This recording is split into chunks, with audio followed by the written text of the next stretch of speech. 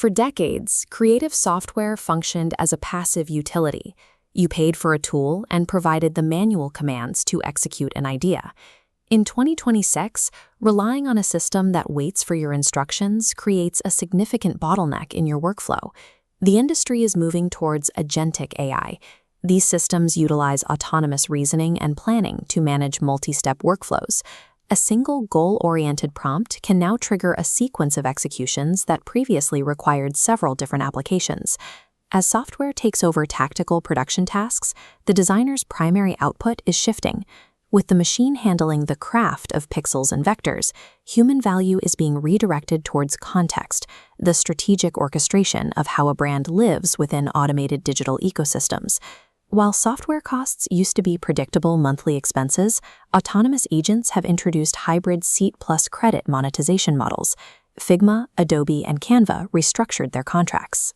For high-volume teams, this causes unexpected budget spikes, requiring a software audit. Creative leaders are now making a structural choice. You aren't just selecting a toolset, you are choosing which autonomous system will act as your team's primary creative coworker.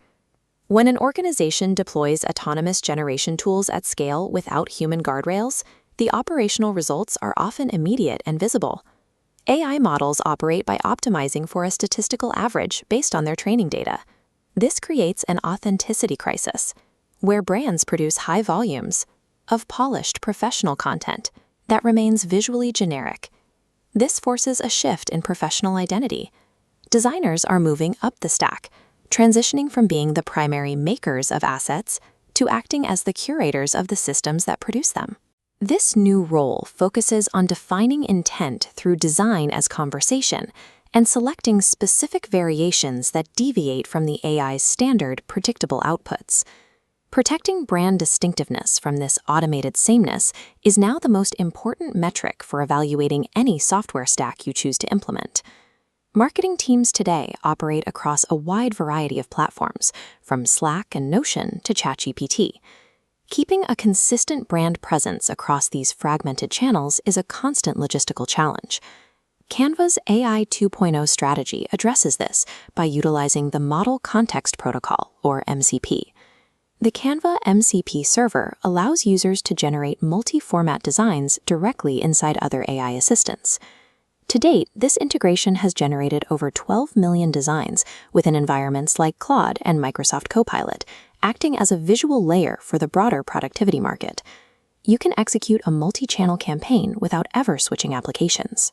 Go from a brainstorming session in chat to finished assets in seconds. In our matrix, Canva's primary focus is integration. The goal is horizontal speed, making the tool available everywhere. But the trade-off is the risk of homogenization. Without actively managing Canva's memory library, this ease of use creates generic marketing churn. Canva is a powerful execution assistant, but it requires human oversight to ensure the high-speed output remains authentic to your brand. For large-scale enterprise brands, asset generation speed is often secondary to two other factors: legal liability and strict brand consistency. Adobe CX Enterprise is an agent orchestrator designed to govern these workflows. It uses a reasoning and coordination layer to make enterprise tasks repeatable, observable, and compliant with corporate standards. A key feature is commercial safety. Adobe trains its Firefly models on licensed Adobe stock and public domain content, ensuring that the AI's training data does not create copyright risks for the user. Adobe's Matrix column prioritizes governance. Its brand intelligence ensures every output aligns with corporate guidelines, providing essential safety. However, this control requires significant financial investment and deep vendor lock-in, making it harder to experiment outside the Adobe ecosystem.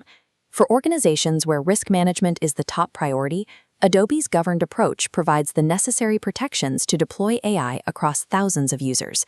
In technical product development, the biggest friction point has always been the gap between a visual UI design and the actual code used to build it. Figma Make has seen rapid adoption as the bridge in this process, with over half of Figma's largest customers using it weekly. However, teams must now account for Figma's seat plus credit model when budgeting for these design-to-dev workflows. Beyond Figma, teams are also choosing between two different philosophies for AI native design: Google Stitch, and Claude Design. The final matrix column splits into two frontier outputs. Google Stitch takes a design-first approach, generating a DESIGN.md format. This markdown file of design tokens ports directly into development workflows to maintain system consistency. Claude Design uses a code-first philosophy, powered by Claude Opus 4.7. It uses a chat and canvas interface to create production-ready HTML prototypes, treating design as a logical expression of code. Product teams need to commit to one of these methodologies. Your choice will define whether your organizational culture leads with visual rules or programming logic, while you manage the associated computing costs. Choosing between these competing systems requires a clear understanding of your primary output goals and your budget for AI credits. You can navigate this by identifying your primary goal and matching it to the right ecosystem. For marketing teams, if you need to execute multi-channel content quickly, the Canva MCP ecosystem offers the most frictionless path. For large enterprises requiring strict brand governance, Adobe CX Enterprise provides the secure framework. And for software teams, Figma remains the central hub, supplemented with Google Stitch or Claude for rapid prototyping.